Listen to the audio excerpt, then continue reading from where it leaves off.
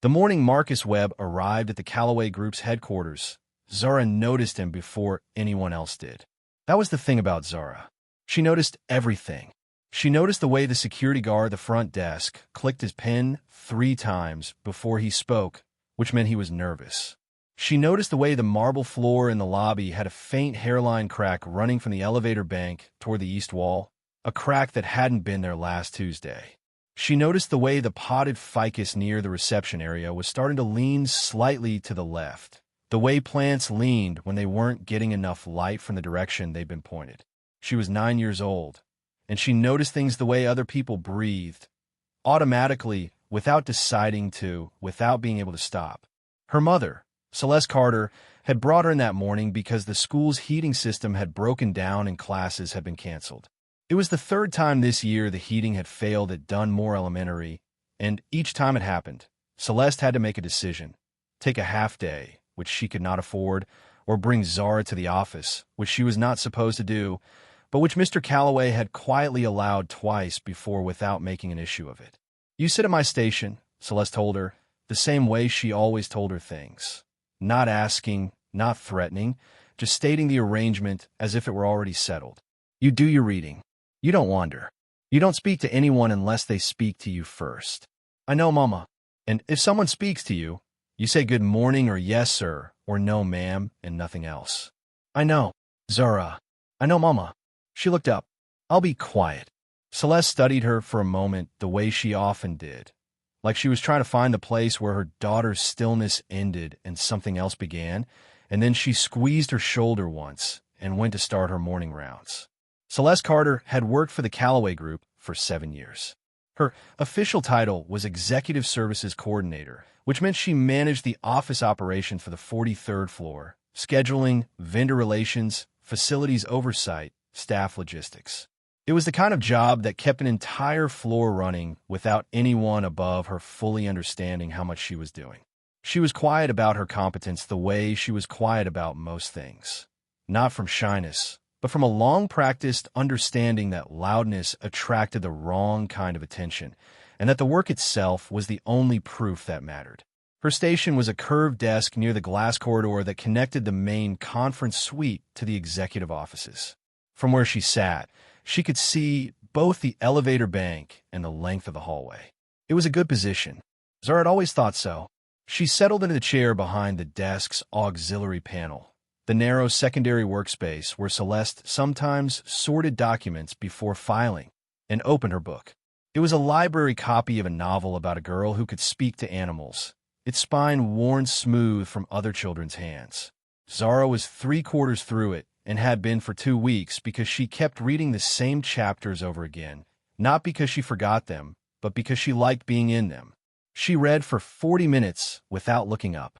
The elevator opened at 8:52 and Marcus Webb walked in. She didn't know his name yet. She only knew his shoes, dark leather, very polished, the kind that cost more than her mother made in a week, and the way he walked, which was not the way the other men on this floor walked. The men who worked here moved like they belonged. Marcus Webb moved like he owned what the men who belonged were standing in, which was a different thing entirely. He was tall, broad-shouldered, dressed in a charcoal suit with a tie the color of old copper. His hair was silver at the temples and very neat. He was probably in his early 50s, though his posture belonged to a younger man, upright in the deliberate way of someone who had decided a long time ago that how you carried yourself was a form of argument. He spoke to the receptionist for less than a minute, gave his name, and was directed down the east corridor toward the conference suite. Zara watched him go and then went back to her book. She had been reading for another 20 minutes when her mother came back to drop off a stack of folders. "Who was the man in the gray suit?" Zara asked. Celeste looked up from sorting the folders. "What man?" "He came in at 8:52, silver at his temples. He walked like he was deciding something." Her mother gave her a look, not annoyed, just measuring. "Marcus Webb. He's a partner in the investment group that does business with Mr. Calloway. He comes in maybe once a month. He doesn't look like the other partners." "What does that mean?" Zara thought about it. "The other partners walk like they're happy to be here. He walks like he's already somewhere else." Celeste was quiet for a moment. Then she said, "Read your book, baby," and went back down the corridor. Zara read her book. The Calloway Group occupied 2 full floors of the Hartwell Tower in the financial district, a building that had been considered architecturally bold when it was completed 12 years ago and was now simply part of the skyline, the way anything audacious eventually became ordinary given enough time. Nathan Calloway had built the company from a regional asset management firm into one of the larger private investment groups in the city. He was 53 years old, though most people who met him placed him younger. Something about the directness of his attention, the way he gave it fully and without the distracted quality that softened most powerful men. He had the kind of wealth that had become invisible to him, which was not the same as taking it for granted. It was more that the money had stopped being interesting and the work itself had become the point. The construction of things, the identification of value, where others saw only complication, the particular satisfaction of being right about something that others had doubted. He was a private man. His second divorce had been finalized 4 years ago, and he had not remarried. He had one daughter, Imani, who was 26 and worked in urban planning 3 states away and called him on Sundays. He had a house outside the city that he drove to on Friday nights and left Monday mornings. He had a small circle of people he trusted and a much larger circle of people he worked with, and he was careful not to confuse the two. Marcus Webb had been in the first circle for 11 years. They had met during a restructuring deal that both of their firms had been involved in, Nathan on the acquisition side, Marcus leading the due diligence team for the minority investor group. Marcus had caught an error in Nathan's projections. Not a significant error, not one that would have materially affected the deal, but an error nonetheless. And instead of using it in the negotiation, he had mentioned it to Nathan privately before the term sheet was finalized. Just a quiet word. No leverage extracted. That was the thing Nathan had remembered. Not the catch. The choice of what to do with it. They had done 7 deals together since then.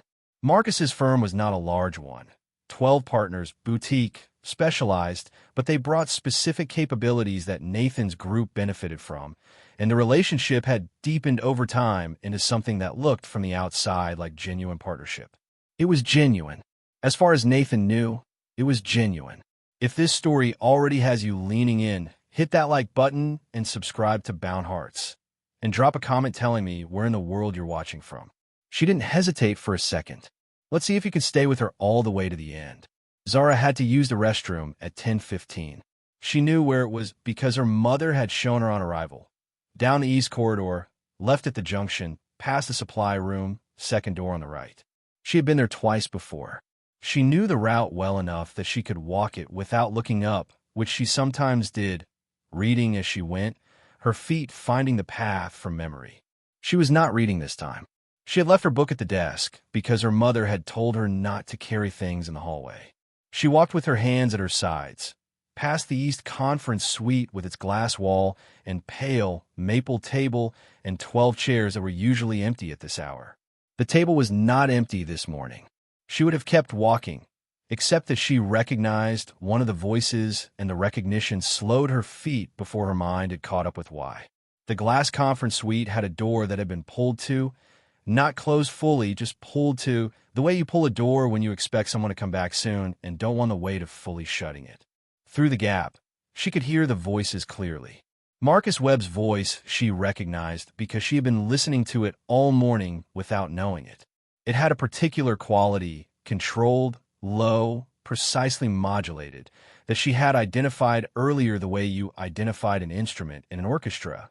It was the voice of someone who chose every word the way other people chose what to wear. The other voice was older, rougher. She didn't know it. The meridian position is the one, the rough voice was saying. We've been waiting 18 months for that kind of opening. Once Calloway moves on it, there's a 3-week window before the quarterly disclosure. I know the window, Marcus Webb said. So, then you know what we're working with. If you can get access to the pre-disclosure positioning, I said I know the window. A pause. The kind of pause that wasn't empty. The kind that was full of something being decided. He trusts you, the rough voice said. That's the entire point. Another pause. The Meridian deal closes in 6 weeks, Marcus Webb said. His voice was the same as before, controlled, low, but something in it had shifted. Something she couldn't name except to know it was there. The way you knew a room had changed temperature even before you felt the cold. By the time anyone reviews the documentation sequence, there won't be documentation to review. And Calloway? What about him?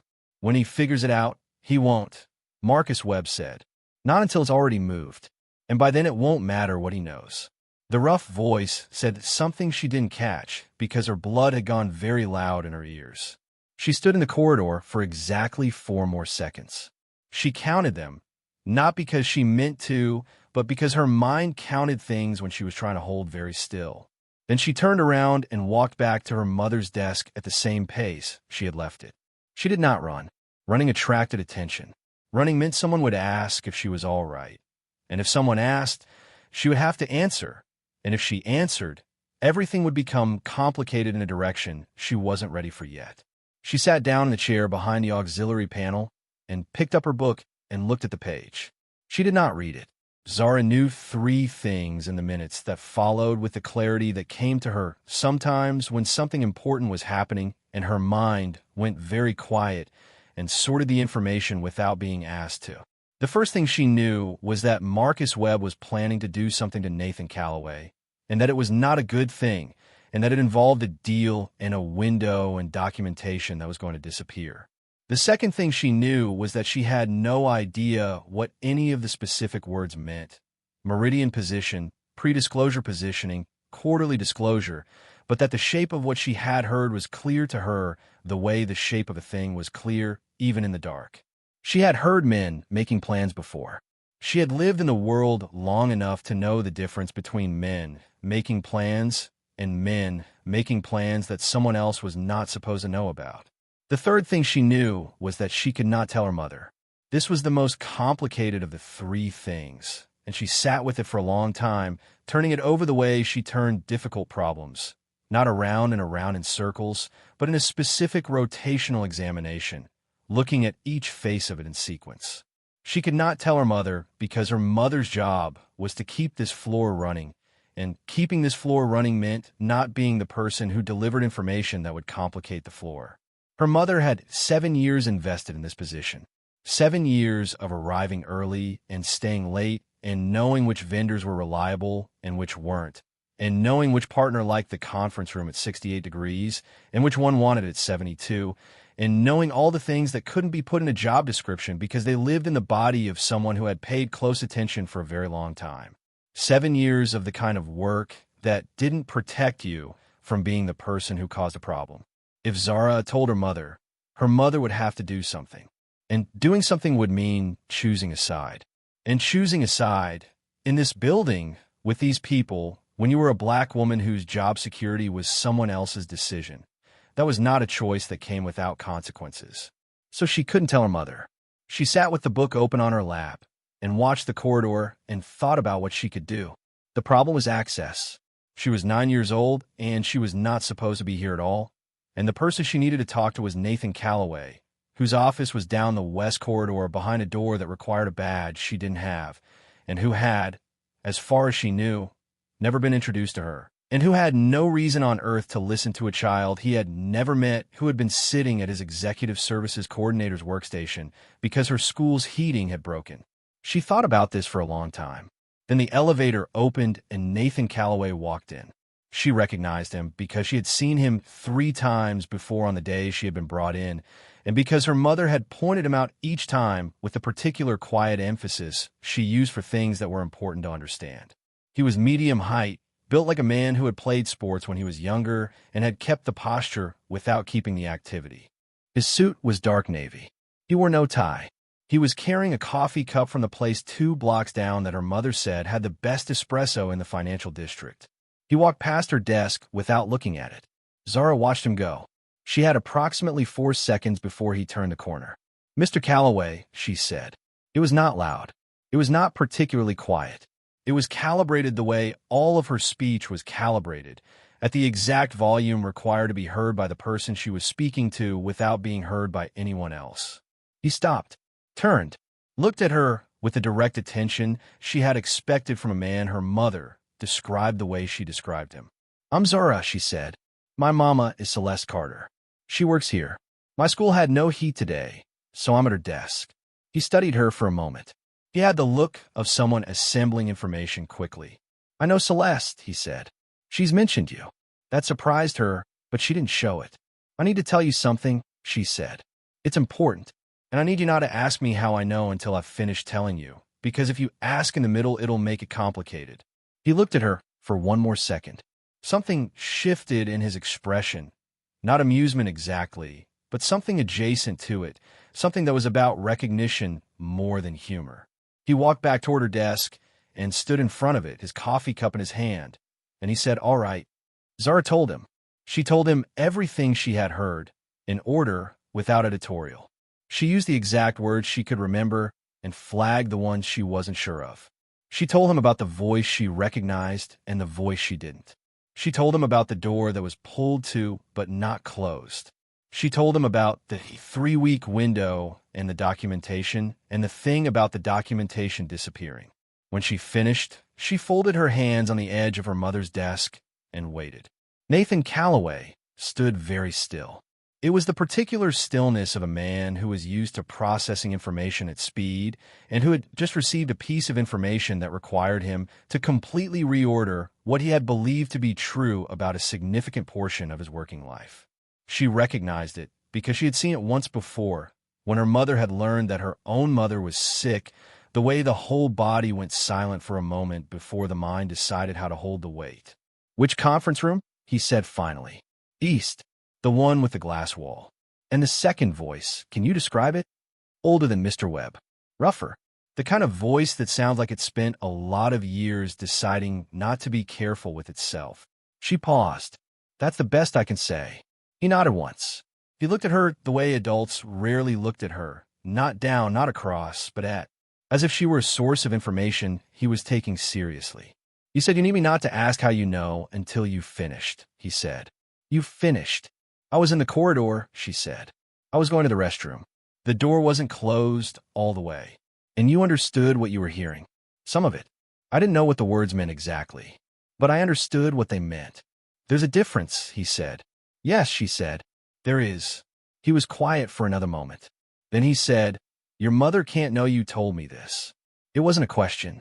It was confirmation that he had already understood the full architecture of her situation, which meant he was paying close attention.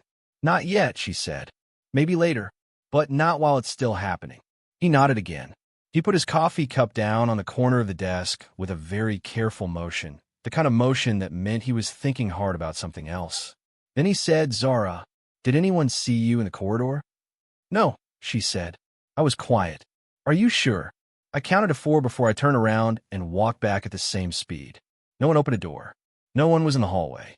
He looked at her for a long moment. Then he said, "All right, I'm going to need you to go back to reading your book and behave exactly as you have been behaving since you got here." "I know," she said, "and I'm going to need you to trust me to handle this." She looked at him steadily. She had learned young to read the difference between that phrase spoken by someone who meant it and the same phrase spoken by someone who needed her to stop asking questions. He meant it. She could tell by the way his eyes hadn't moved from hers. "Okay," she said. He picked up his coffee cup. He walked toward the west corridor. Before he turned the corner, he stopped without turning around. "Zara." "Yes, sir." "Thank you." A pause. "I mean that." She picked up her book. She read the same sentence 4 times before it went in. The rest of the morning moved the way ordinary mornings moved when something extraordinary had happened beneath their surface. Routine on the outside, changed in the way basements were changed by what was happening in the foundation. Marcus Webb left the conference suite at 11:10. Zara watched him walk toward the elevator from behind her book. He walked the same way he had walked when he arrived, the same deliberate posture, the same quality of already being somewhere else. Nothing in his movement suggested he knew she existed. She watched until the elevator doors closed.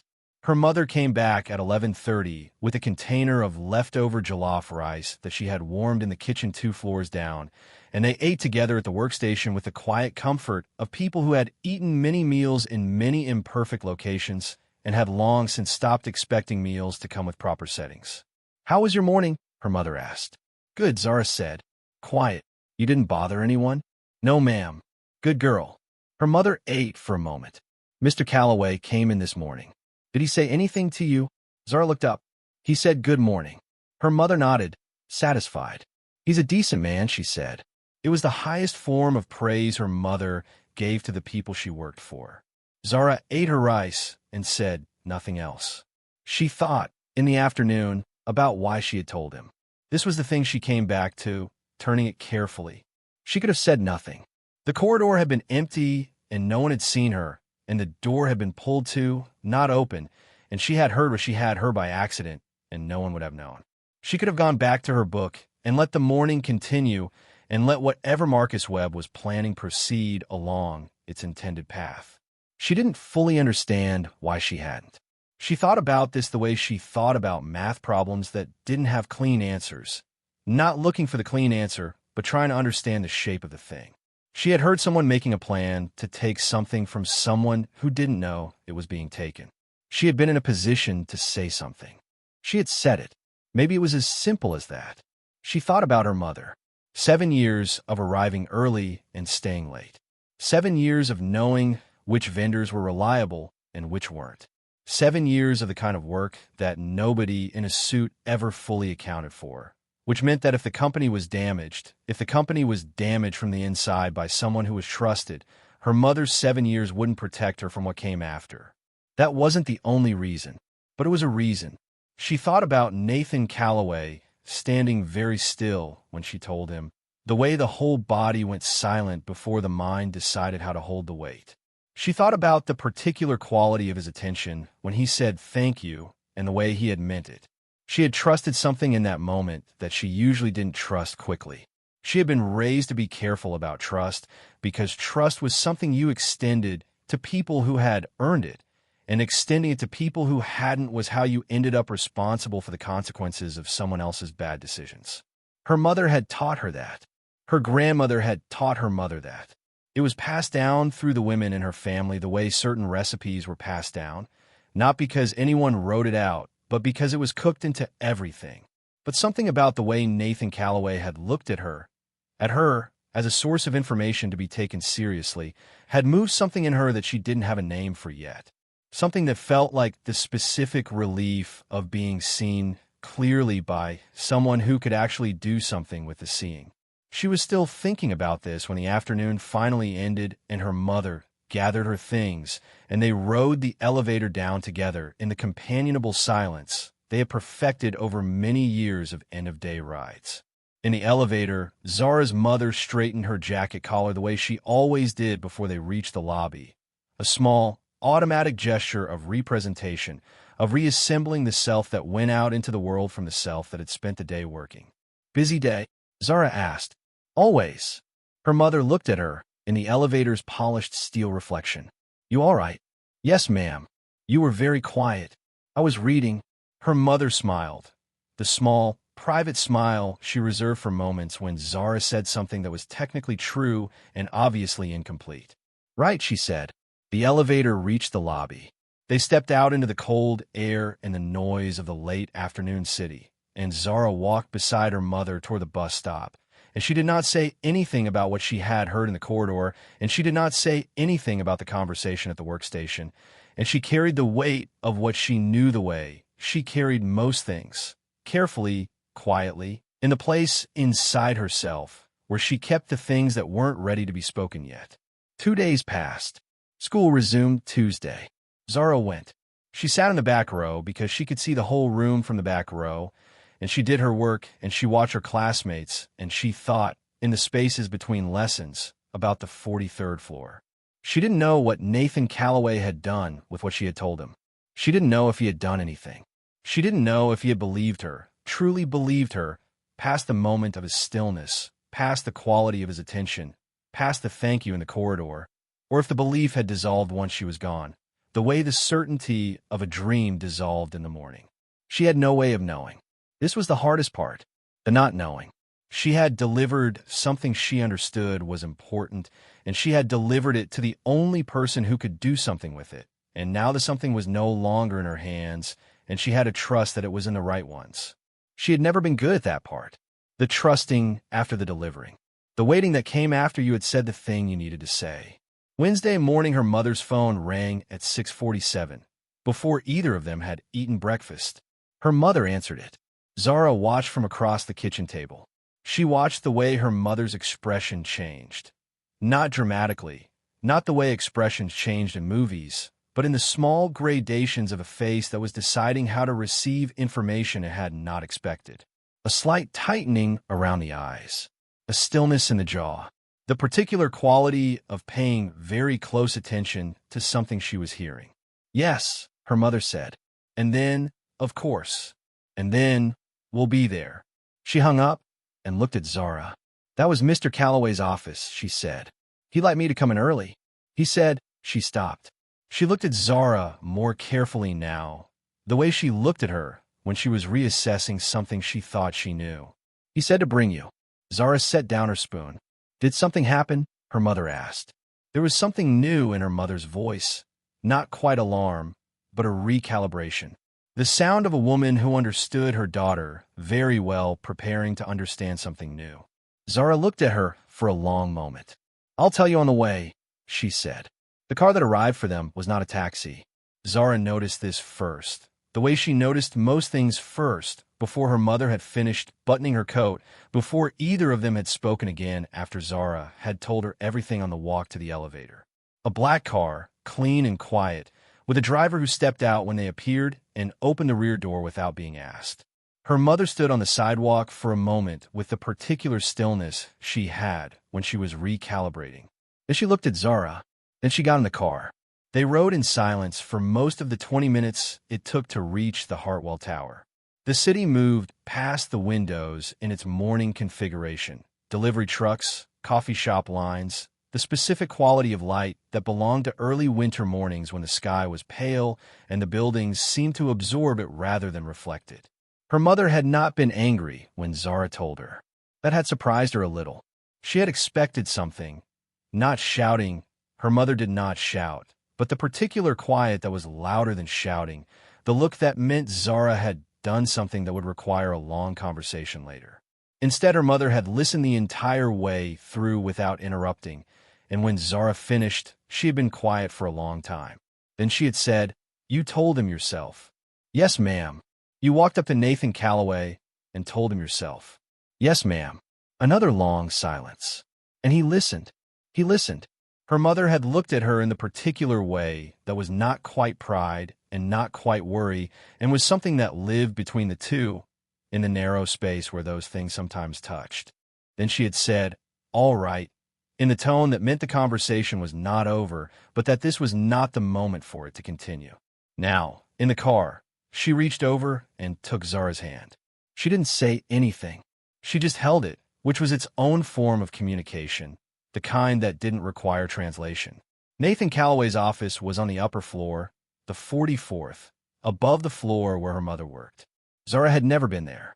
The elevator required a separate badge for that floor, and the doors when they opened revealed a different kind of space, quieter, wider, with the particular atmosphere of rooms where significant decisions were made and where the furniture had been chosen to suggest permanence.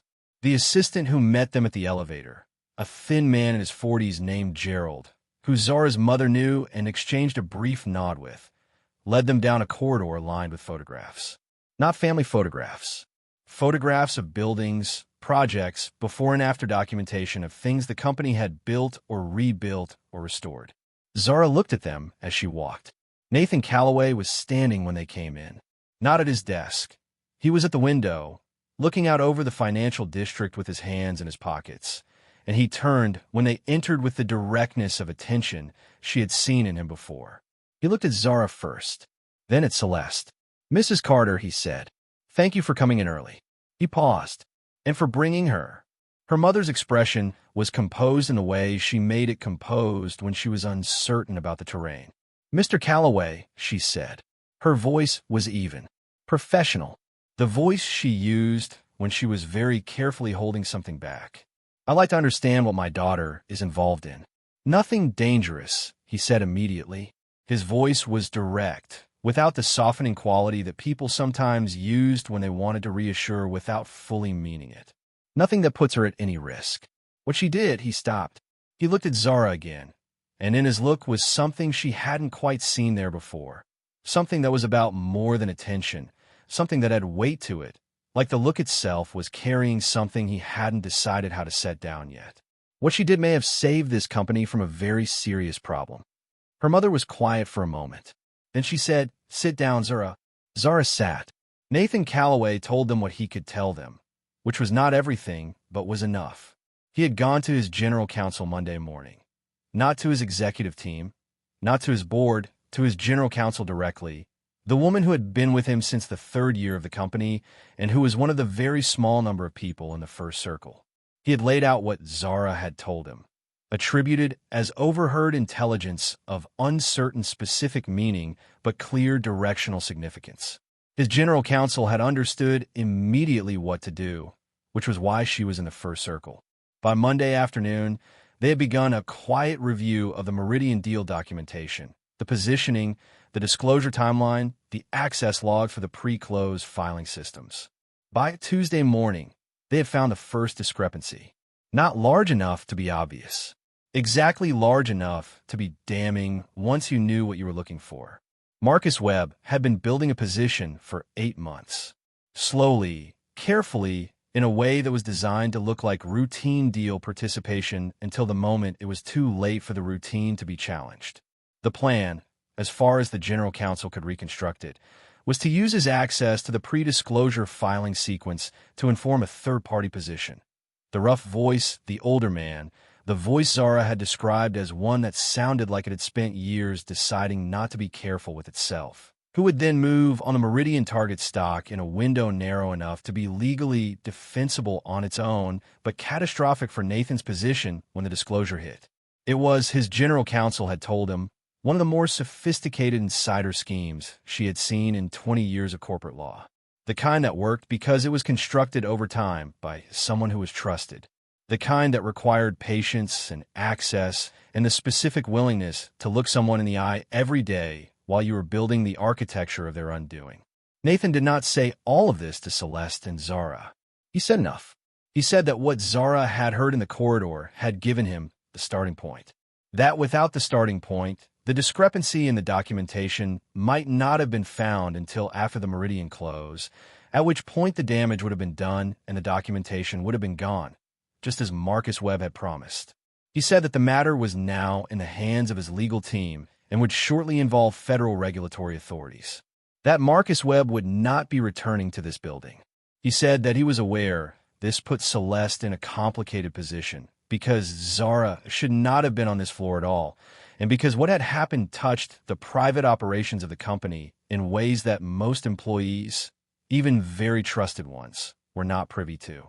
He said that he intended to handle that complication in the way it deserved to be handled, and that he had asked them in this morning specifically to tell them that to their faces, which was the only way he knew how to do things that mattered. He looked at Zara when he finished. Zara had been listening the way she always listened, with her whole self, not just the part that processed words, but the part that processed the spaces between words, the places where meaning lived that language didn't quite reach. He told the other man you wouldn't figure it out until it was already moved, she said. He said by then it wouldn't matter what you knew. Nathan nodded slowly. He was right about one part of that, he said. I didn't figure it out. Not on my own. Zara looked at him. You figured it out when I told you. Yes, he said. Because you told me. Her mother's hands were folded in her lap. Zara could feel the quality of her stillness without looking. The particular quality of a woman who was absorbing something that required her to completely reorder what she had believed to be true about a Wednesday morning that had begun like any other Wednesday morning. Mr. Calloway, her mother said. Her voice was careful, not hostile. Her mother was never hostile. It wasn't how she was built, but very precise, the way she got precise when she was making sure she understood something correctly before she responded to it. My daughter was on this floor because her school had no heat. She wasn't supposed to be in that corridor. If there's any question about her, there's no question, Nathan said. He said in the same tone he had used when he said nothing dangerous, directly, without softening, meaning every word. There is no version of this story in which your daughter did anything wrong. None. He paused. What she did took more courage than most adults I know would have shown in the same position. Her mother looked at him for a long moment. Zara recognized the look. It was the look her mother used when she was deciding whether to believe something. It was a thorough look. It had depth to it. "She told you herself?" Her mother said finally. Not question, more like she was settling something. "She walked up to me in the corridor and she told me herself," Nathan said. "She asked me not to interrupt until she finished. And she told me everything she had heard in order, and she flagged the words she wasn't sure of and the one she was." A pause. "I've been running this company for 19 years. I have sat across from some of the most sophisticated people in this industry. Your daughter gave me a cleaner, more precise account than most of them would have been capable of." Her mother looked at Zara. Zara looked back at her. Something passed between them that didn't require language. The particular communication of people who had lived closely enough together that the important things had found their own transmission channel, separate from words. Then her mother looked back at Nathan Calloway and said, "What happens now?" What happened now, as it turned out, was a series of things that moved quickly once they began moving, the way water moved once it had found the lowest point and there was nothing left to hold it. The federal investigation was initiated within the week, initiated in the quiet way these things began. Not with announcement, not with drama, but with a series of inquiries that Marcus Webb's legal team received before Marcus Webb fully understood what was happening. The third party, the rough voice, the older man, was identified through the financial trail that Nathan's general counsel had begun building from the moment Zara's account gave her the starting point. He was a fund manager based 3 states away, long suspected of operating on the margins of disclosure law, never previously catchable because the architecture of the schemes he participated in was always just complicated enough to survive scrutiny. This one was not complicated enough. Not anymore. Zara knew some of this and not all of it. She knew what Nathan told them, and she knew what filtered through the atmosphere of the 43rd floor in the weeks that followed. The way information always filtered through, not in direct statements, but in the quality of the silences, in the configuration of who was in the building and who wasn't, in the particular texture of her mother's expression when she came home on Friday evenings. She did not ask her mother to tell her more than her mother offered. She understood that there were things happening that were not hers to track, and she trusted. In a specific way, she had decided to trust Nathan Calloway, which was not blind trust, not easy trust, but the kind built on watching someone do what they said they would do, that those things were being handled. She went back to school. She finished her library book and returned it and checked out another one, this time about a girl who could read maps in a way that revealed hidden territories. She sat in the back row and did her work and watched her classmates and thought about what it meant to know something that other people didn't know and to carry it carefully until it could be placed in the right hands. She thought about the right hands. She thought about how you knew them. 3 weeks after the Wednesday morning meeting in Nathan Calloway's office, her mother came home with something different in the quality of her movement. Not the exhaustion that sometimes lived in her Fridays, not the tightly held competence of her regular weekdays, but something looser, something that Zara recognized, after a moment, as the particular ease of a person who has been carrying something heavy and has recently been permitted to set it down. She made dinner, jollof rice again, which was her default for significant occasions and for ordinary Tuesdays, which meant it covered most of the important moments of their life together. She set the table properly, with cloth placemats instead of the paper ones they used on weeknights, which was another signal. Zara sat down and waited. Her mother served the food and sat down across from her and looked at her for a long moment with the expression that was not quite pride and not quite worry and lived in the narrow space between. "Mr. Calloway spoke to me today," she said. "About what?" "About several things." Her mother picked up her fork and then set it down again, which meant she was going to say the hard thing first. "He's creating a new position. Senior Director of Operations, both floors. He asked me if I would consider it." Zara was very still. "What did you say?" "I said I needed to think about it." "Mama." "Zara, that's—" She stopped herself. She started again, more carefully. "Is it what you want?"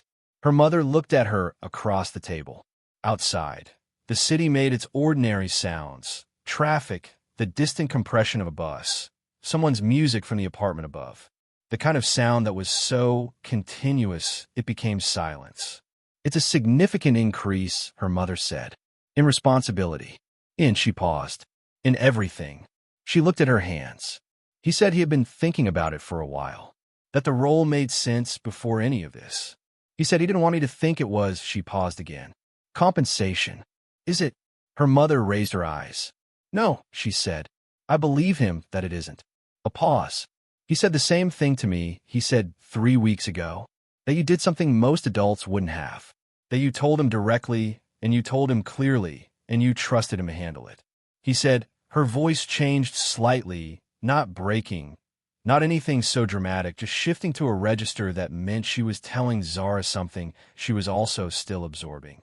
He said that if someone had raised a daughter who could do that at 9 years old, that someone should have the opportunity to work at the level her capabilities warranted a long time ago.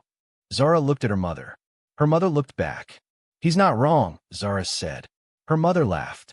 It was sudden and genuine and had the quality of something escaping rather than something performed. She covered her mouth with her hand and shook her head and laughed for a moment more. And then she picked up her fork and said, "Eat your food, baby." Zara ate her food. They were quiet for a while in the comfortable way of people who didn't need to fill silence to feel connected to each other. Outside, the city continued its ordinary sounds. The lamp on the counter made a warm circle on the ceiling. The food was good. Are you going to take it? Zara asked eventually. Her mother was quiet for a moment. Yes, she said. I think I am. Zara nodded. She had thought so. She had thought so since her mother came through the door with that particular ease in her movement. The ease of someone who had already decided and just needed to say it out loud to make it real. He asked about you too, her mother said. Zara looked up. He asked if you'd be willing to come in. Not. Her mother shook her head slightly. Not for anything official. Just to. She seemed to be choosing words carefully. He said he wanted to thank you properly. He said what he said in his office wasn't enough, and that he didn't want it to just be something that happened in a conference room. Zara thought about this. She thought about the specific weight of thank you when it was meant versus when it was spoken to make someone feel better. She thought about Nathan Calloway standing at his window when they arrived, the way he had turned with that directness of attention, the way he had said, I mean, that in the corridor on the morning this all began. Okay, she said. Saturday, her mother said. He suggested Saturday. At his house. That surprised her. His house. He said his office feels like where difficult things happen, her mother said. He said he wanted this to be somewhere else. Zara picked up her fork. She thought about that. She thought it was the right instinct. If this story has found you, make sure to subscribe and turn on notifications so you never miss a new story from Bound Hearts. The best ones are still coming, and the people who watch to the end are exactly the ones who need to hear them. Saturday was cold and clear, the kind of winter day that was honest about what it was, not pretending toward warmth, not softened by cloud cover, just the clear, cold fact of December with good light and bare trees and the specific quality of air that made everything look slightly more defined than usual. Nathan Calloway's house was 40 minutes outside the city, which surprised Zara, who had imagined something urban, a townhouse, perhaps something that reflected the world he worked in. The house was not that. It sat on a long private road behind an unremarkable gate, and when the gate opened and the road revealed itself, what it revealed was a house that had been built to last rather than to impress. Stone and timber, long and low, with windows that looked out over a wide yard that backed up to a stand of old trees. It looked, Zara thought, like a house where someone actually lived. It's nicer than I expected, her mother said quietly from the passenger seat of the car that had come for them again. She was not talking to Zara, exactly. She was talking to herself, processing the information. He said it was too big for one person, Zara said. Her mother looked at her. When did he say that? He didn't. I'm saying it because it looks like it. Her mother looked at the house again. That's probably true, she said. The driver pulled up in front of the house. Nathan Calloway was at the door before they reached it. Not the door opening at the last moment, but already there, as if he had been watching for them, which Zara thought he probably had. He looked different outside of the office. Still the same directness about him, still the same quality of attention, but something in him was less assembled, less arranged, in the way that people were always slightly more themselves in their own spaces than in the spaces built for other purposes. He was wearing dark clothes, no suit, a sweater the color of charcoal. He looked like a man who had woken up in this house and had not yet decided to become the version of himself he took to the financial district.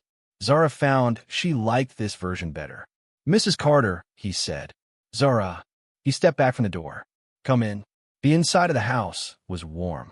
Not the artificial warmth of heating systems doing their job, but the specific warmth of a house that had been lived in, fires in the right places, food cooking somewhere, the warmth of accumulated presence. There was a kitchen at the back of the main room that was open to the living space, and something was cooking in it, which Zara's nose identified as chicken, and something herb before her eyes had fully taken in the room. "I made lunch," he said, in a tone that admitted he was slightly uncertain about this. "I should tell you I'm a competent cook in the way that means I can follow a recipe without catastrophe. I'm not. I don't want to oversell it." Her mother smiled. It was the real smile, not the professional one. "That's fine," she said. They sat at a table near the kitchen windows that looked out over the backyard and the trees. There was coffee, and there was a pot of tea that he had made for Zara without asking if she wanted tea, which she appreciated because it meant he had thought about it beforehand. The chicken was, in fact, good. The recipe had been followed with care. They talked. Zara listened the way she always listened, with her whole self, and watched the way the conversation moved, the way trust was built in real time between her mother and Nathan Calloway, not because either of them was performing it, but because they were both the kind of people for whom directness was easier than performance, and so the directness did the work. He talked about the company, not about the investigation. That was in other hands now, and properly so, but about what the company was, what it was trying to do, the specific satisfaction he found in the work when it was clean. He talked about it the way people talked about things they still genuinely cared about, without the particular glaze of habit, and her mother listened with the same quality of attention that Zara recognized as the thing she had inherited from her. Her mother talked about the new role. Not nervously. Her mother was not nervous in that way, but thoughtfully, the way she talked about things she was still in the process of understanding. What would require of her? What she thought she could do with it. Nathan listened without interrupting, which was rarer than it should have been among men in his position, and which Zara noted. And then, in the natural gap between one part of the conversation and the next, he looked at Zara. "Can I ask you something?" he said. "Yes," she said. "When you walked back to your mother's desk, after the corridor, what were you thinking?" Zara considered the question. She had been asked questions about what she was thinking before, and often the questioner was not actually interested in the full answer. They were interested in a simplified version, a version that could fit inside their existing understanding of how a child's mind worked. She looked at him and determined that he was actually interested. "I was thinking I couldn't tell my mother," she said. "That was the first thing. Because if I told her, she'd have to choose, and choosing would mean a risk she hadn't agreed to." He nodded. "And I was thinking about access," she said. "I needed to tell someone who could do something. And you were the only person who could do something, and I didn't know how to reach you except to wait. And then I walked in." "Yes." "And you said my name." "Yes." "In a moment before you said it." "What made you decide to?" Zara was quiet for a moment. She turned the question over in the careful rotational examination she used for things that deserved it. "I thought about what it would mean if I didn't," she said. "Not for the company. For what was right. Someone was making a plan to take something from someone who had trusted them. I was in a position to say something." She paused. "I don't know how to explain why that was enough. It just was." Nathan looked at her for a long moment. The kitchen made its small cooking sounds in the background. Outside, the trees moved slightly in a wind she couldn't hear. "It should be enough," he said. "It's enough for most people in theory. In practice, most people also think about what it will cost them to speak." "I thought about that," Zara said. "I thought about what it would cost my mama. And I decided that the cost of saying nothing was bigger." He looked at her. She looked back. Her mother was very quiet beside her. "How old are you?" he said. "9," she said. He shook his head slightly, not the dismissive headshake, but the other kind, the one that meant someone was sitting with something they couldn't quite fit inside their existing categories. "9," he repeated. "I'll be 10 in March," she said. He laughed. It was a genuine laugh, surprised and real, the laugh of someone who had been caught off guard in a way that was pleasant. "I'll note that," he said. Her mother smiled again, the real one. After lunch, they walked in the backyard because Nathan had suggested it, and because the cold was honest and the light was good, and because conversations that happened while walking had a different quality than conversations that happened while sitting, a quality that Zara had always thought was related to the way movement made it easier to say difficult things by giving the body somewhere to put the energy of them. They walked, the three of them, toward the stand of old trees. The ground was cold and firm underfoot. A few leaves that had survived the fall still clung to the lower branches, dark and curled, not giving up. "I want to say something," Nathan said. He was looking at the trees, not at either of them. "And I want to say it simply, without making it more complicated than it is." "All right," Zara's mother said. What Zara did changed the outcome of something significant. Not just for the company, for the people the company employs, for the clients it serves, for the projects it funds. A great deal of that would have been damaged, or would have been used as a tool by people who didn't earn it. He paused, and I know that sounds abstract, but I want you both to understand the size of it. He looked at Zara. "You don't owe me anything," Zara said. It was not unkind. It was factual. I said what was right to say. "I know," he said. "That's exactly what I want to acknowledge. Not the outcome, the character of what you did." Zara thought about this. She thought about the word character, the way her grandmother had used it, the way her mother used it, the way it was one of those words that was very simple and very large at the same time. "My mama raised me to say what's true," she said, "even when it's complicated, even when you don't know what's going to happen after." Nathan looked at her mother. Her mother was looking at Zara with the expression that lived between pride and worry in the narrow space where they touched. "She did," Nathan said. They walked further into the trees. The light came through the bare branches in the particular filtered way of winter light.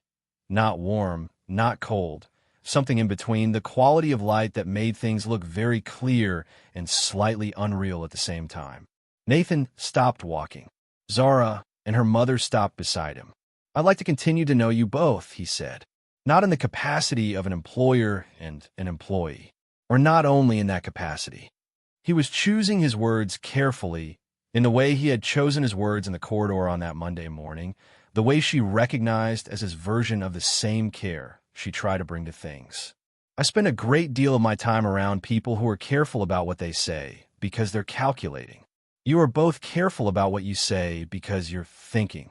He paused. "That's different. It's rarer than it should be." Zara's mother was quiet for a moment.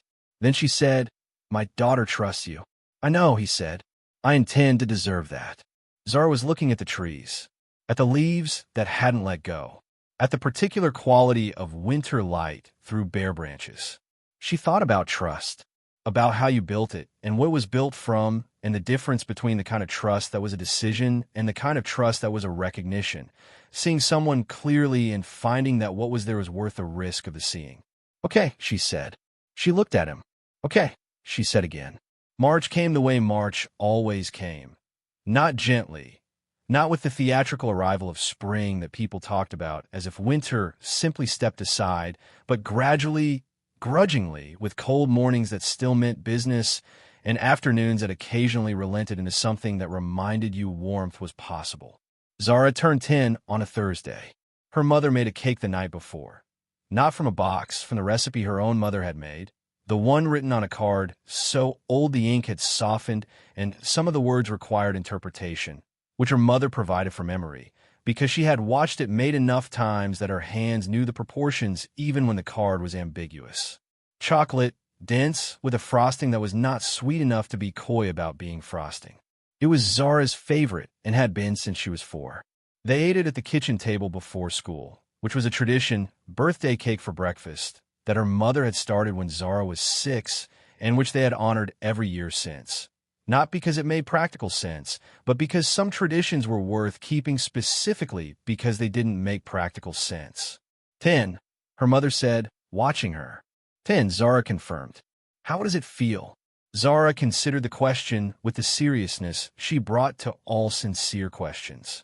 Like 9, she said, but I've only been it for 12 minutes, so I may need more data. Her mother laughed. The real one. The card arrived at school, delivered through the office, which made her teacher raise her eyebrows slightly and hand it over with a particular expression of an adult processing information that didn't fit their categories. It was a proper envelope, heavy cream stock, with her name written on the front in handwriting that was precise and deliberate. She opened it at lunch. Inside was a card. Not a purchased birthday card, a folded piece of the same cream stock, the kind that came from a proper stationery supply, the kind that people used when they wanted a piece of writing to last. It said, "Zara, 10 years old today. You told me in March you'd note it. I noted it. What I know about courage is that it rarely announces itself. It usually arrives without a name, in ordinary corridors, in the quiet of someone deciding to say the true thing when the true thing is complicated. That kind of courage doesn't diminish with age. It accumulates. You have a great deal of it already. I look forward to watching it grow. Happy birthday. N. Calloway P.S. Your mother has accepted the role. She begins the new title officially on Monday. She will be very good at it. I think you already know that." Zara read the card twice. Then she folded it carefully along its original crease and placed it in the interior pocket of her backpack, in the zippered compartment where she kept things that mattered. She ate the rest of her lunch. There was a dinner on Friday evening. Not a party. Her mother was not a party person, and neither was she, but a dinner at a restaurant that her mother had chosen, a place they had walked past many times without going in because the prices on the menu in the window had always been beyond their range. They were not beyond their range anymore. This was a fact that Zara was still learning how to carry. Not with guilt. Her mother had taught her that receiving what you had earned was not the same as taking something that belonged to someone else. But with attention, the way you paid attention to anything that was new and significant and required you to update your understanding of what your life contained. The restaurant had cloth napkins and candles on the table, and a waiter who refilled the water glass without being asked, which Zara noted as the mark of someone paying close attention to the people in their care. She approved of it. They ordered carefully, and then they ordered what they actually wanted, and the food was extraordinary in the specific way that food was extraordinary when it had been made by someone who cared about what they were making. Halfway through the meal, her mother set down her fork and looked at her. "I want to tell you something," she said. "Okay," Zara said. "When you told me, in the elevator on that Wednesday morning, what you had done." Her mother paused. She straightened her fork against the edge of her plate, a small, precise gesture. "I wasn't angry. I want you to know that, even in the moment." "I know," Zara said. Her mother paused again. "I was afraid, not of what you'd done, of what could have happened, of what it could have cost you if it had gone differently." Zara was quiet. She understood this. She had always understood this about her mother, that the fear and the pride lived in the same place, and that sometimes the fear spoke first. "But here is what I want to tell you," her mother said. She looked at Zara across the table with the full directness of her attention, and in that directness Zara could see the thing that was both the source of what she herself was and the evidence that it had always been there, already in the family, already in the line. "I have been afraid my whole life of speaking. In every room that was not built for me. In every conversation where I was the only one who looked like me. In every moment when I knew something that would have been useful to say, and I calculated the cost before I opened my mouth." She paused. "You didn't calculate," she said. "You thought it through, and you decided, and you walked up to a man you had never spoken to, and you said the true thing. And I've been sitting with that, with what it means that my daughter did what I spent my whole life being afraid to do, for 3 months. Her voice was steady. It was the steadiness of someone who had already processed the weight of what they were saying and was now just delivering it, precisely and without drama. I want you to know that it changed something in me. Not just that it helped us. The act itself. Watching you do it." Zara looked at her mother. The candle on the table between them made a small, steady light. She wanted to say something that was equal to what her mother had said, that acknowledged the size of it without overstating it, that held the weight correctly. She thought for a moment. "You raised me to do it," she said. Her mother blinked. Something moved across her face. Not quite tears, not quite, but adjacent, the expression that lived next to tears when the tears weren't going to come, but the feeling behind them was real. "I tried," her mother said. "You did," Zara said. They sat with that for a moment. Then her mother picked up her fork and said, "Eat your food," in the same tone she had used at the kitchen table 4 months ago, when Zara had said something that was technically true and obviously incomplete, and Zara recognized it and smiled. And they ate. The investigation was resolved in April, which Zara knew because her mother told her, in which she registered with the particular quiet satisfaction of something that had been set in motion and had now completed its arc. Marcus Webb and the fund manager, whose name Zara eventually learned was Arthur Crane, faced federal charges. The specific charges were not simple to understand, and her mother explained them in the careful way she explained things that were complicated, not simplified past the point of accuracy, but made clear enough that the shape of them was visible. Marcus Webb had used 11 years of earned trust to build the architecture of someone else's ruin. Arthur Crane had provided the infrastructure. The plan was sophisticated and patient, and would have worked completely if not for a door pulled to but not closed, and a 9-year-old girl who counted to 4 before walking back to her mother's desk at the same pace she had left it. Zara thought about this sometimes, the specific smallness of the thing that changed it. Not a dramatic intervention, not a confrontation, just a child in a corridor going to the restroom, with ears that paid attention and a mind that understood what attention was for, and the willingness to say the true thing to the one person who could do something with it. She thought about how much of the world's important moments were like that. Not large and announced, but small and ordinary. The kind you could miss if you weren't paying close attention. The kind that accumulated into something significant only in retrospect. She thought about the right hands. About how you knew them. On a Saturday in late April, Nathan Calloway drove himself to their neighborhood for the first time. Not a car service, just him, in a car that was understated in the way of someone who could have chosen otherwise and had decided not to, and they walked to the park 2 blocks from their building. The trees were beginning again.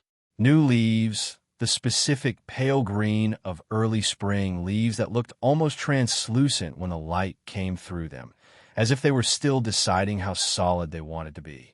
The 3 of them walked, and they talked about ordinary things, a project he was working on, a book Zara was reading, her mother's first month in the new role, which had been, as Nathan had predicted and Zara had known, significant and good. They stopped at a bench near the fountain and sat, Zara in the middle, and watched the water move in its small, deliberate arc. "Can I ask you something?" Zara said. "Yes," Nathan said. "Do you think about it? What would have happened if the door had been closed all the way?"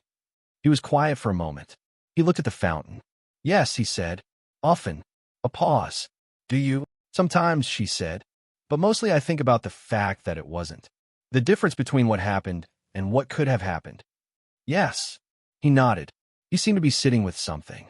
"I spent the first weeks after thinking about the 11 years," he said. "All the things I had talked about in his presence. All the decisions I had made with his input. All the trust one had placed in someone who was building something underneath it." He paused.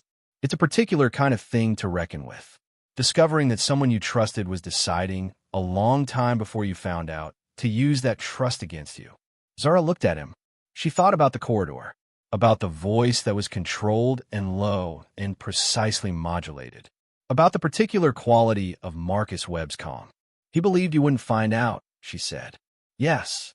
He was wrong about a lot of things," she said. "But that was the biggest one." Nathan looked at her. Something in his expression shifted. The same shift she had seen in his office, in the same place between the something adjacent to amusement and the something about recognition. "What do you mean?" he said. Zara thought about how to say it precisely. "He thought the only people who mattered were the ones he could see," she said. "The ones with access. The ones in the right rooms. He didn't think about who else might be paying attention." She paused. "People who think like that always have the same blind spot." Nathan was very still. "What blind spot?" he said. "They forget about the people they decided weren't worth noticing." The fountain continued its small arc. A bird moved through the pale, new leaves above them. The park made its Saturday morning sounds around them. Children somewhere, someone's dog, the particular ambient quality of a public space on a good weather day. Her mother was very quiet beside her. Nathan looked at Zara for a long moment. Then he looked at the fountain. Then he looked at her again with the full directness of his attention, and in it she saw something she had not quite seen there before. Not just attention, Not just recognition, but the specific look of someone whose understanding of something had just become larger than it was a minute ago. "You're right," he said. "I know," she said. He laughed. Genuinely, fully, the way she had heard him laugh at the house in December. The laugh that was surprised and real. Her mother smiled beside her, the real smile, and the three of them sat on the bench by the fountain in the pale April light while the new leaves continued their translucent, uncertain process of becoming what they were going to be. She would think about that morning for a long time afterward. Not because anything dramatic happened in it. Nothing did.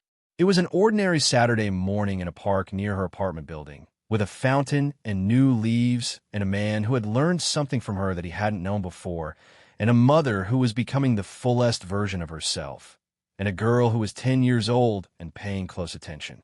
She would think about it because it was the morning she understood, fully and without ambiguity, what she had always only half understood before, that the world was changed not only by the people who were supposed to change it, the people with access and position and the right credentials and the right rooms, but also by the people who paid attention when everyone else had decided there was nothing worth attending to.